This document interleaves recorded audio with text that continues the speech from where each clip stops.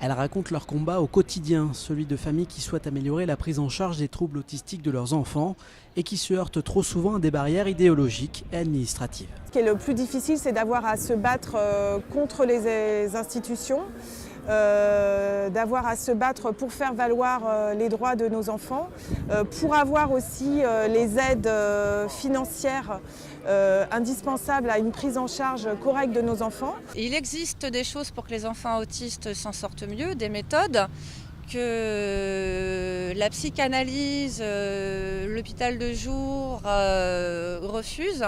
L'autre enjeu pour les familles dont les enfants peuvent suivre un cursus scolaire, c'est de pouvoir pérenniser l'accompagnement en classe par un auxiliaire de vie scolaire.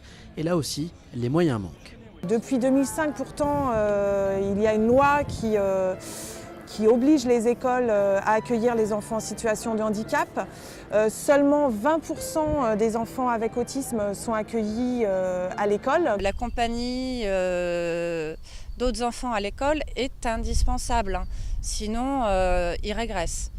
Et quand il n'y a pas d'AVES, ils sont déscolarisés et pour les cas les plus lourds, ils sont mis en institution. Désormais, parents et associations attendent de voir ce que va devenir le plan autisme lancé en 2013 par le précédent gouvernement.